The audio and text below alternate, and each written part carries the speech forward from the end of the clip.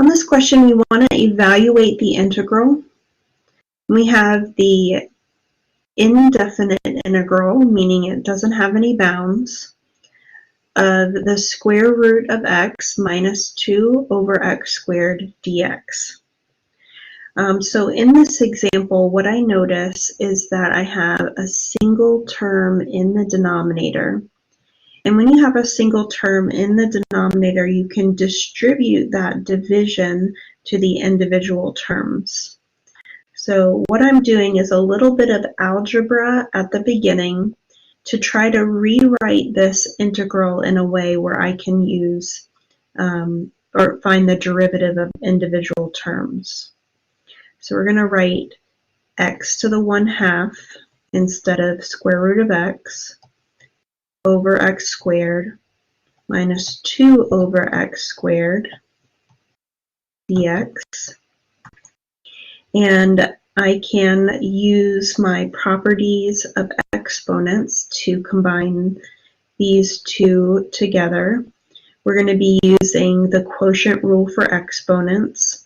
With the quotient rule for exponents, if you're dividing expressions with the same base, then you're going to subtract the exponents. So we're going to have x to the 1/2 minus 2. And then on the second term, we're also going to use property of exponents. We're going to use our properties of negative exponents to move that x squared to the numerator and write this as 2x to the negative 2. Okay, so continuing on, I want to do this subtraction in the exponent, so I need to have a common denominator. So I'm going to have the integral of x to the 1/2 minus 4 over 2. 4 over 2 is the same thing as 2. Minus 2x to the negative 2 dx. And 1/2 minus 4 over 2 is going to be negative 3/2. So we have the integral of x to the negative 3/2 minus 2x to the negative 2 dx. So at this point, we're going to be able to find the antiderivative or evaluate the integral. But I just wanted to reflect for a moment of what changes we made in order for us to be able to actually evaluate. So with the integral, we don't have any rules related to division. We don't have a quotient rule for finding the antiderivative. So having this fraction bar and all of these terms grouped together by that fraction bar meant that I didn't have any antiderivative rules for this situation. So by doing that algebra first, using the distributive property for division, we're able to break it up into individual terms and then simplify those terms to a point where we can then use the power rule. So once we have individual terms, we can find the antiderivative of those individual terms, and these two happen to be ones where we'll use the power rule. So we can now find the antiderivative. We're going to add 1 to our power and divide by that same power. And same thing on the other term. Negative 2 is a constant multiple. We're going to add 1 to the power and divide by that same power. And we need to do our plus c because we just found a family of antiderivatives. And let's simplify this. We would have x to the negative 3/2 plus 1. Adding 1, we need a common denominator, so that would be the same thing as 2 over 2. And that gives us an exponent of negative 1/2 and a denominator of negative 1/2. Negative 2 plus 1 is negative 1. That becomes the exponent and the denominator. A little bit more algebra cleanup. I'm going to multiply by the reciprocal to get rid of that division. So that becomes negative 2 over 1 times x to the negative 1/2. We can multiply these two negatives together to make this a plus. 2x to the negative 1 plus c. And I'll do one more bit of simplification. These are negative exponents. I'll put them down to the denominator, and I'll also turn it back to its radical form. So this is a negative 2 over the square root of x plus 2 over x plus c. So let's zoom out so we can see the whole thing.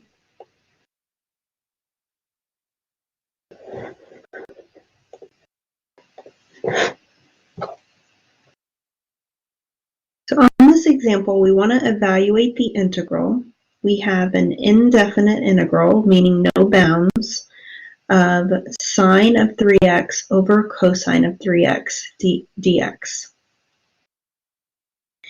So in this example, we've got this division which groups the terms together, or groups these numerator and denominator together.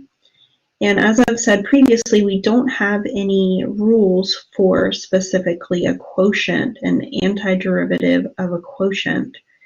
So we have to try to fit this into the pattern of one of our rules, one of our antiderivative rules. So with that, we do a method called substitution. So what we do is we try to choose part of our integrand and let that be our u, and see if the derivative of that shows up somewhere, and then we can try to fit it into one of those patterns. So one of the common patterns is to let the denominator be u. Another common pattern is to let the inside of a parenthesis be u. So if I try those two, letting u be equal to 3x, the derivative of that is something that is easy for us to fix within the problem. If our derivative is a constant, like it is when we let u be equal to 3x, we can always just add in the 3 that we need by writing 3 over 3. However, that doesn't solve the issue of having sine and cosine in this fraction. So I'm going to try the other common strategy that I talked about, letting the denominator be your u.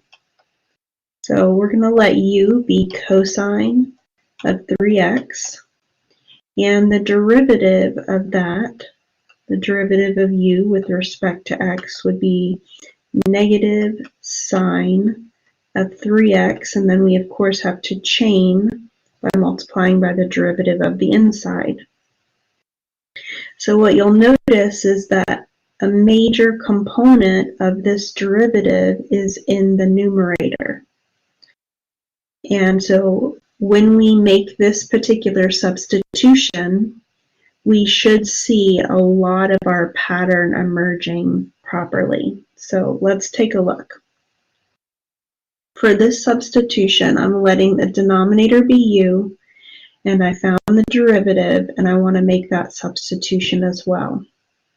I want to make sure that I change the dx to du, so I'm going to rearrange the derivative to be du equals negative 3 sine of 3x dx, and divide both sides by negative 3 sine of 3x.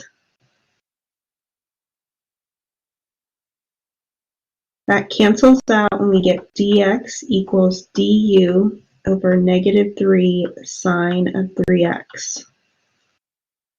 So we make that substitution,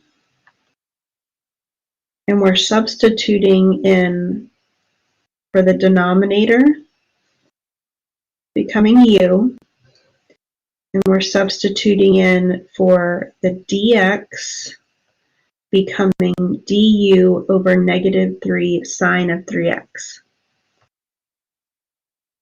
So this would be sine of 3x over u times du over negative 3 sine of 3x. You can see that the sine of 3x cancels out.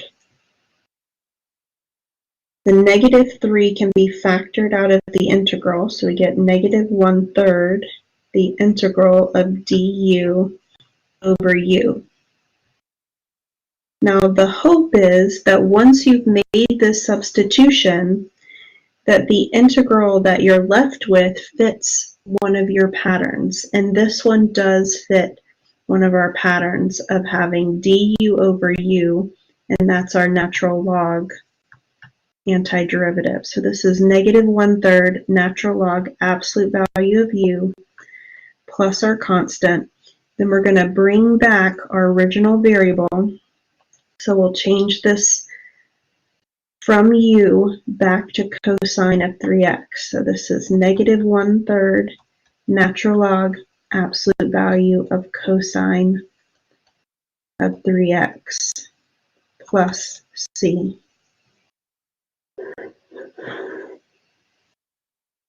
So I would like to spend just a little bit more time on this problem, even though we've answered it. I use the method of substitution to do this problem, and I want to look at it from the perspective of pattern recognition. So if you didn't want to go through that substitution process, you would need to recognize the pattern. One of the common patterns is to have the derivative in the numerator of the denominator. So you can see here that the derivative of cosine would be sine, and it kind of fits that pattern of having the derivative in the numerator of the denominator. But we're missing a few things. The derivative of cosine is negative sine, and with this being a 3x inside, we're missing the chain rule part, the derivative of the inside. So we would have to fix those pieces first. So either in your head or on paper, you would think about what is your denominator. Your denominator is cosine of 3x. The derivative of that is negative sine of 3x times 3.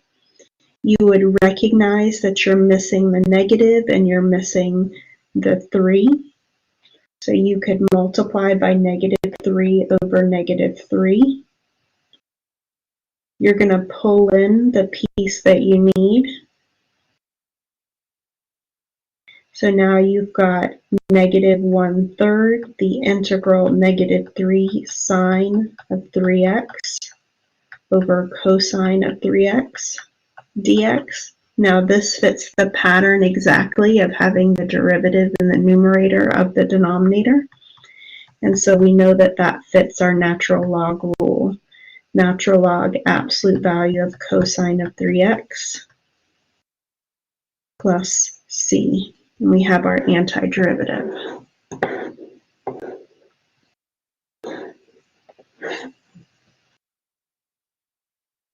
So on this question, we want to answer the 3 parts using the function and its derivative. We're going to use calculus techniques to solve the problem and show our work. We are given the derivative, so we don't need to calculate the derivative. Our function is f of x equals x squared minus 1 to the 2/3 power, and the derivative is 4x over 3 times x squared minus 1 to the 1/3 power. So what we want to do is find the critical numbers of our function. Critical numbers are where the derivative is equal to 0 or the derivative is undefined. So we're given the derivative. So in order to find where the derivative is equal to 0, we're going to set that derivative equal to 0 and get the equation 4x over 3 times x squared minus 1 to the 1/3 power equals 0. We're going to multiply both sides by the denominator, which would give us the equation 4x equals 0. And we get x equals 0. So we have a critical number of 0. Then we want to look to see when the derivative is undefined. Now, our derivative is a rational expression. And when we have rational expressions, we have to pay attention to whether the denominator is equal to 0. Because if the denominator is equal to 0, we have division by 0, and division by 0 is undefined. So if we want to find where the derivative, this should just be one mark there. If we want to find where the derivative is undefined, we're going to set that denominator equal to 0.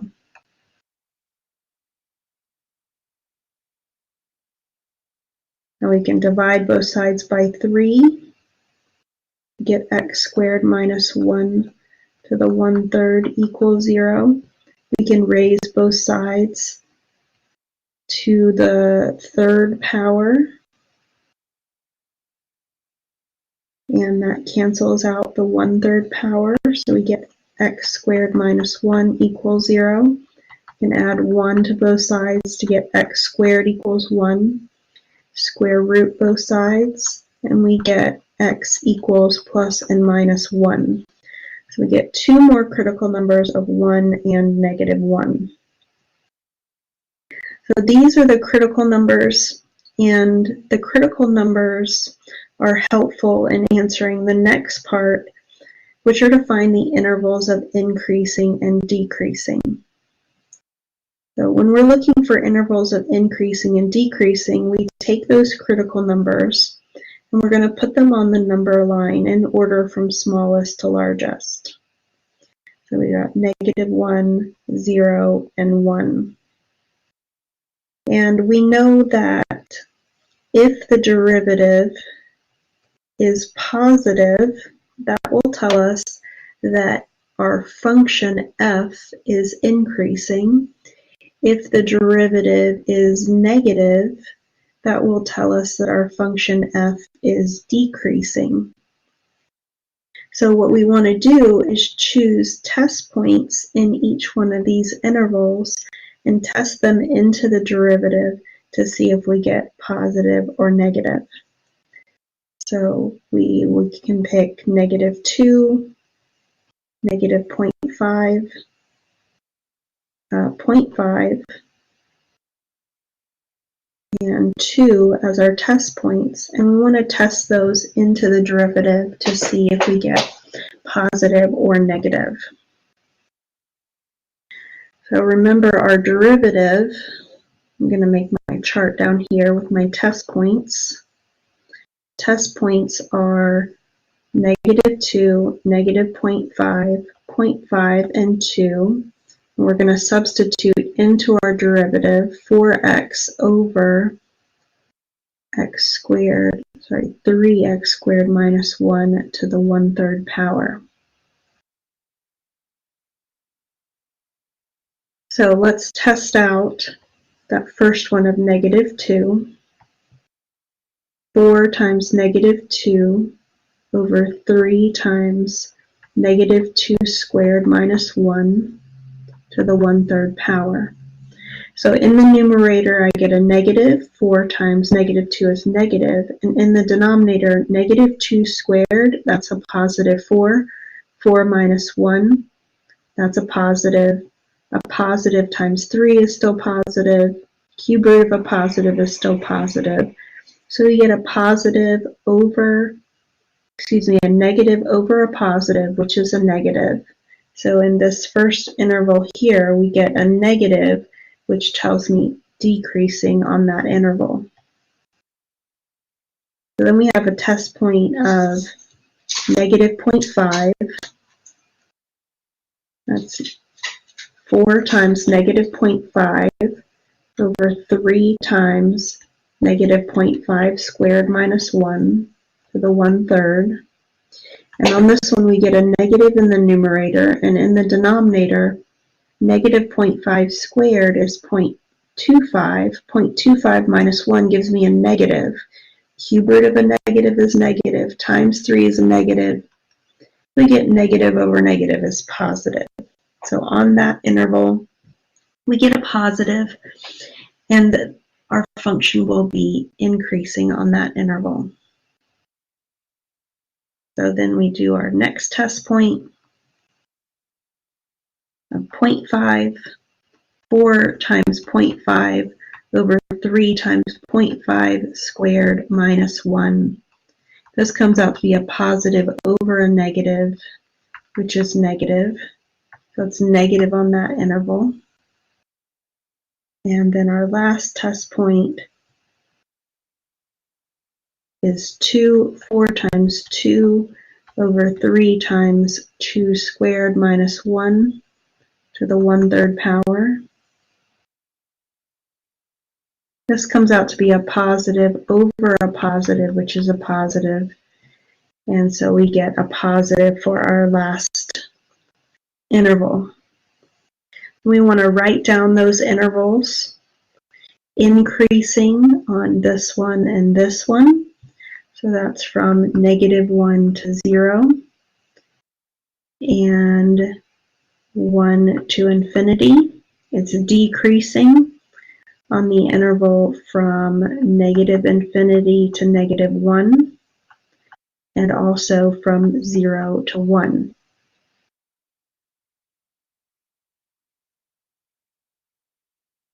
So the final thing that we're going to do is identify any relative extrema. And relative extrema are going to occur when we see a change from increasing to decreasing. So you can see here at -1, we have a change from decreasing to increasing.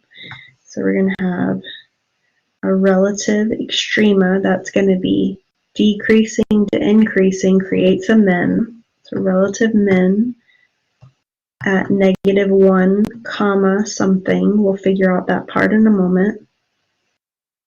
And then we have another change here over this critical number of 0.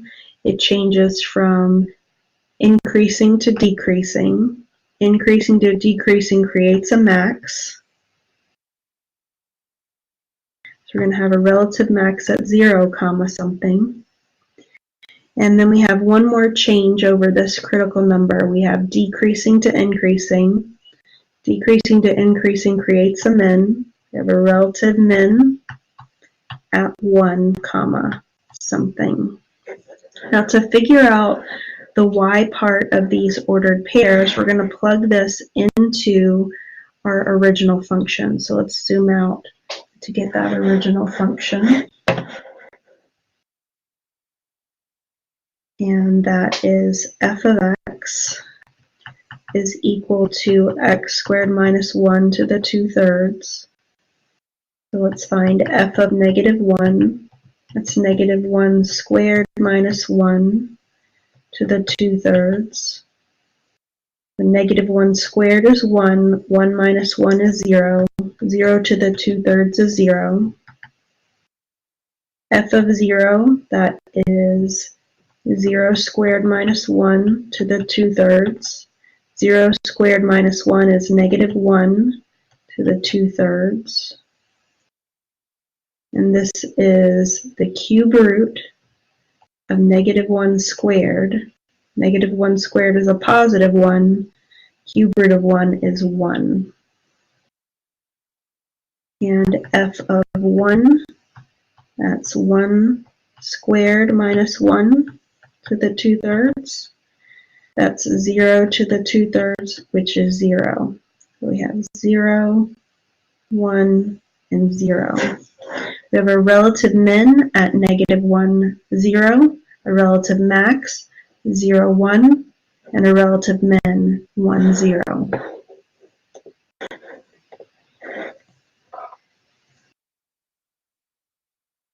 On this one, we want to find the derivative of f of x equals e to the x plus 1 over square root x. And because we have a division here, we're going to use the quotient rule to calculate this derivative. So with the quotient rule, say we're trying to find the derivative of u over v, the pattern that we follow for calculating the derivative is the bottom times the derivative of the top minus the top times the derivative of the bottom over the bottom squared. So we would want to rewrite the square root of x as x to the 1/2 power. And to calculate that derivative,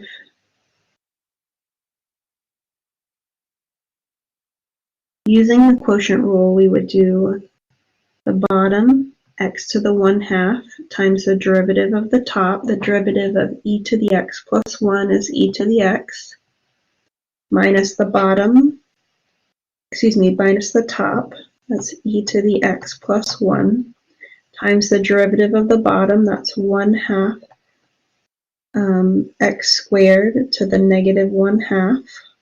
So I use the power rule to calculate that derivative. And we would do x to the 1/2 squared, the bottom squared. So we've calculated the derivative following the quotient rule, and really the messy part is the algebra to clean this up. So what I'm going to do is try to factor out what is in common between these two terms. And I have x to the 1/2 power and x to the negative 1/2 power. So I'm going to factor that out from the numerator. And I also notice this fraction here, the 1/2, which can be a little bit messy.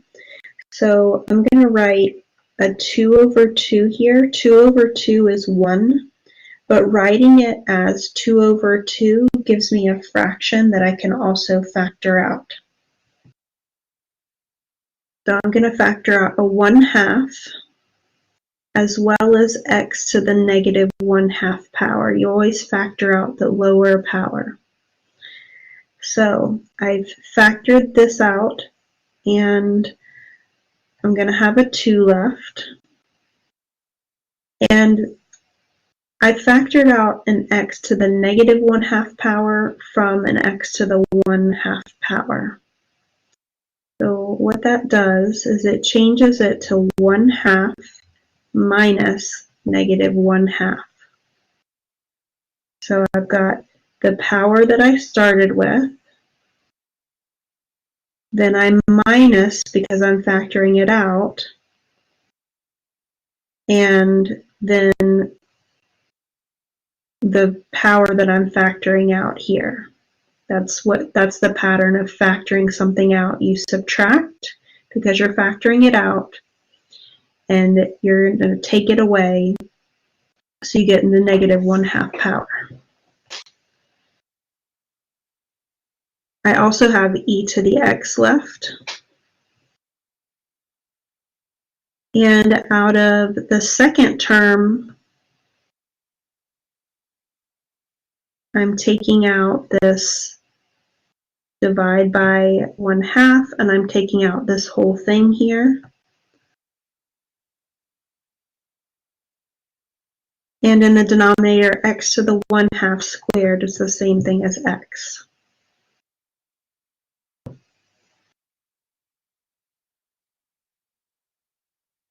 One half minus negative 1/2 is the same thing as 1. So that part is x to the first power. We have 1/2 x to the negative 1/2 times 2x e to the x minus e to the x minus 1. I got that by distributing this negative. All of that is over x. I'm going to move this 2 to the denominator and move this negative 1/2 x to the negative 1/2 down. That would give me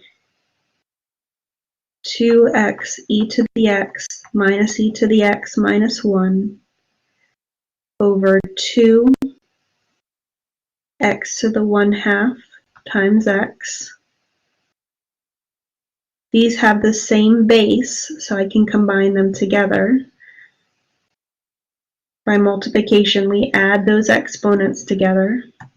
We have 2x e to the x minus e to the x minus 1 over 2x to the 3/2.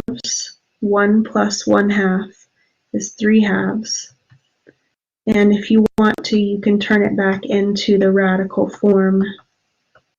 And that's 2 square root x cubed.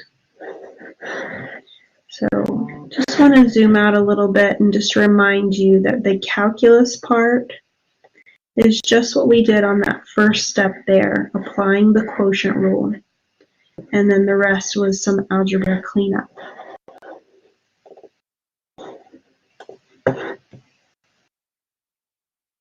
Solve the problem using calculus techniques. Find two numbers whose difference is 100 and whose product is minimum. So in this problem, we're going to be finding the minimum value of the product. And using calculus, that means that we are going to be finding the derivative of the product. So we need to find an expression for the product using one variable. We've got two numbers. So I'm going to let the first number be x and the second number be y. We know that the difference of those numbers is 100. And we want to find the product who is minimum. The product would be xy, but this is an expression that has two variables. We want it to have only one so that we can perform our calculus techniques on it. So we're going to take this information here that the difference of these two numbers needs to be 100, solve for one of them, so I can add y to both sides to get x equals y plus 100. We can substitute that into our equation for the product to get that the product is y plus 100 times y, or y squared plus 100y. And now that we have an equation for the product with only one variable, we'll find the derivative. The derivative of y squared plus 100y is 2y plus 100. And to find the minimum, we're going to find the critical numbers. We find the critical numbers by setting our derivative equal to 0. We got 0 equals 2y plus 100. We'll subtract 100. And we get 2y equals negative 100. We'll divide by 2. And we get y equals negative 50. So this is one of our critical numbers. It has potential for being the minimum value, but we need to test it. And we're going to test it using our second derivative test. So we'll calculate the second derivative. That would be 2. Our second derivative is positive, greater than 0, which means that our function is concave up. And our function being concave up means that this value will produce a minimum value. So we found y equal to negative 50 and x. We substitute into here, we get that x equals negative 50 plus 100. and that's 50. So the two numbers are that x equals 50 and y equals negative 50. This produces the minimum product.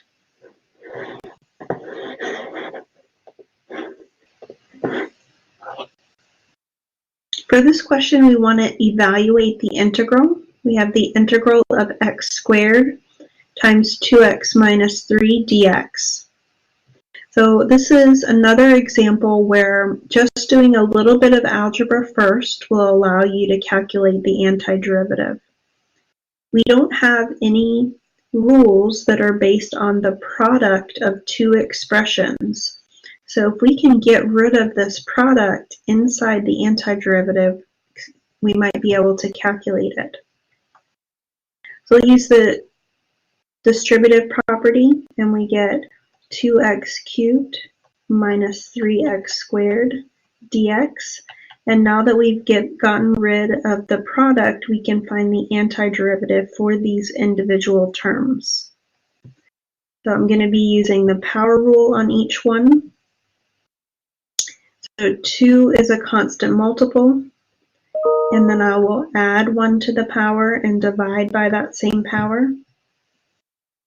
3 is a constant multiple, and I will add 1 to the power and divide by that power. And we do plus c.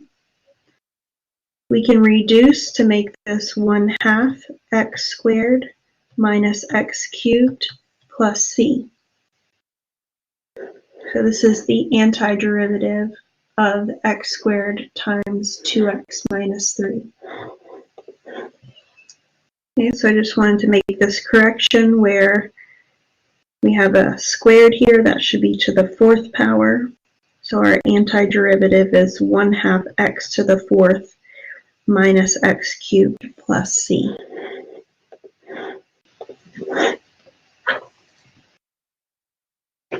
For this question, we want to answer the 3 parts using the function and its derivative.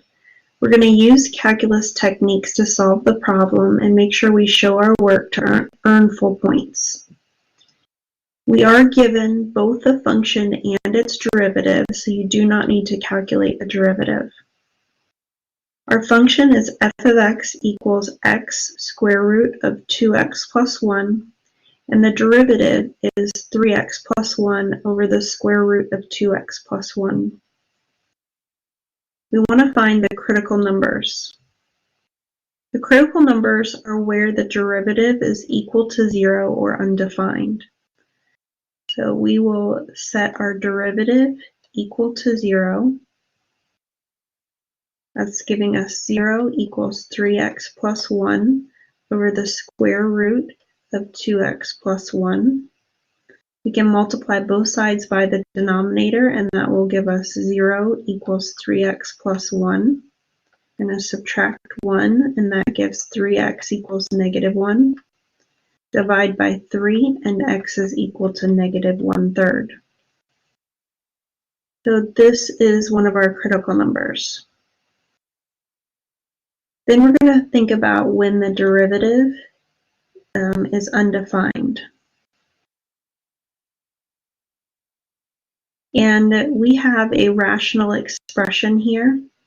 And so we're going to set our denominator, square root of 2x plus 1, equal to 0, and solve. Because if our denominator is 0, we have division by 0 and the expression is undefined. So we're going to square both sides to get 2x plus 1 equals 0. Subtract 1. And we get 2x equals negative 1. Divide by 2. And x is equal to negative 1/2.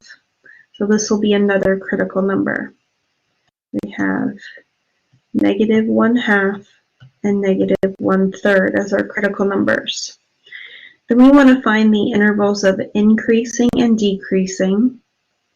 So we're going to take our critical numbers and put them on the number line in order from smallest to largest. So negative 1/2 is smaller than negative 1/3. And if you're not sure about that, you can write them with the same denominator. So this would be, if we write them with a common denominator, I would multiply negative 1/2 by 3/3, that's negative 3/6. And I'd multiply negative 1/3 by 2/2, that's a negative 2/6. And you can see that the negative 1/2 is further to the left on the number line. So this gives us our interval, and what we want to do is test in each one of these intervals whether our derivative is positive or negative.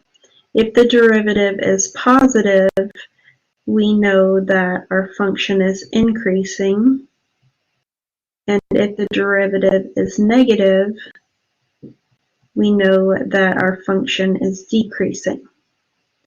Now this particular example is a little bit unique because our original function has a radical with an even power.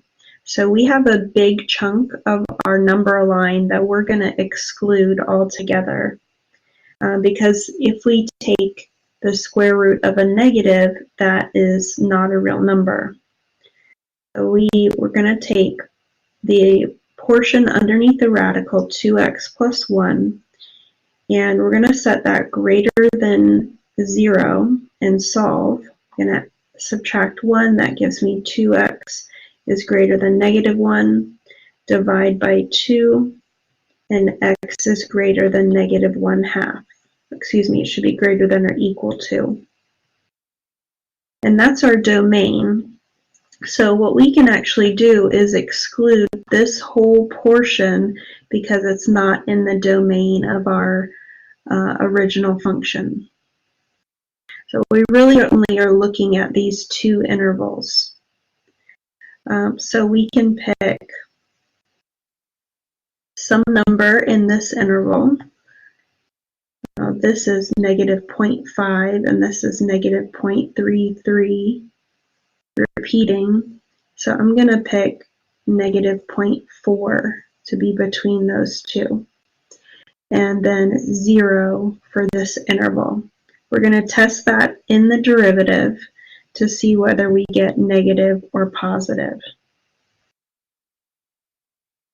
So inside of our derivative, we'll test negative 0.4. That would give 3 times negative 0.4 plus 1 over square root of 2 times negative 0.4 plus 1. 3 times negative 0.4. I'm getting my calculator out. 0.4 times 3, that's negative 1.2 plus 1. And in the denominator, 2 times 0.4. It's 0.8, so we have negative 0.8 plus 1. So we end up getting a negative over a positive, which is negative. So we have negative in that interval. And then we'll test our other test point of 0. 3 times 0 plus 1 over square root of 2 times 0 plus 1. That's 1 over 1. That's a positive. So we have a positive in that interval. So we have an interval of increasing, which is going from negative 1/3 to infinity.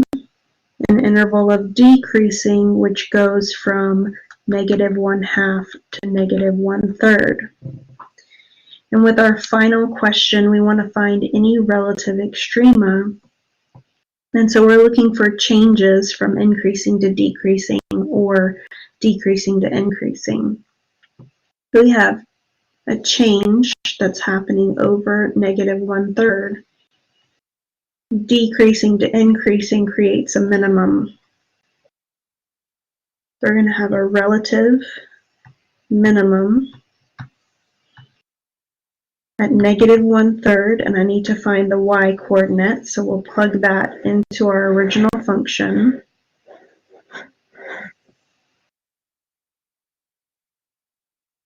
So we have f of -1/3, that's -1/3 times the square root of 2 times -1/3 plus 1. That's -1/3 times -2/3 plus 1 inside of that square root. -1/3 times square root of 1/3. And let's see, we can write this as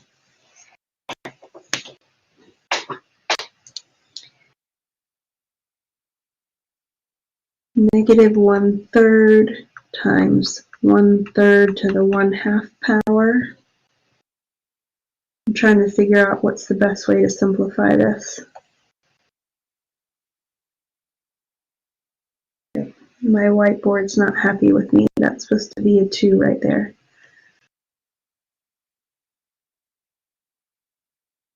Okay, let's see.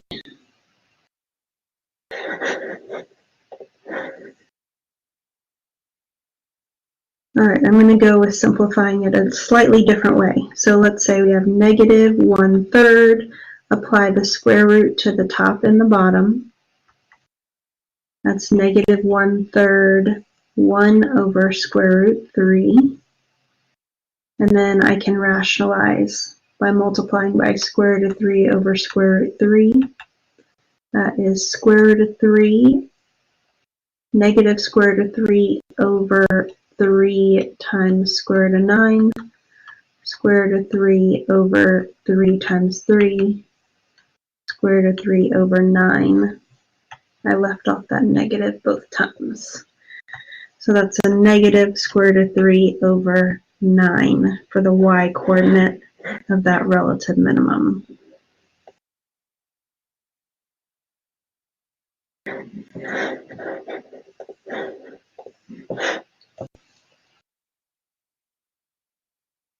On this question, we want to evaluate the integral. We have the integral of 2x cubed plus 3x squared plus x minus 2 over x squared dx. This is another example where if we do a little bit of algebra simplification, we can find the integral pretty easily. So I'm trying to point you to a couple things to pay attention to know if you can do just a little bit of algebra cleanup. We've got division of a single term here. So that means I'm going to be able to divide this division up into each term. That will give us the integral of 2x cubed over x squared plus 3x squared over x squared plus x over x squared minus 2 over x squared dx. We'll simplify each one of those to become the integral of 2x plus 3 plus 1 over x minus 2x to the negative 2. We're going to be able to find the antiderivative of each one of these terms individually to give us 2x squared over 2 plus 3x plus natural log absolute value of x minus 2x to the negative 1 over negative 1 plus a constant. So on these three terms, I was able to use the power rule to find the antiderivative. And then on this one right here with 1 over x, I used our natural log rule. I'll just do a little bit more algebra cleanup, and we have our antiderivative being x squared plus 3x plus natural log absolute value of x plus 2 over x plus c.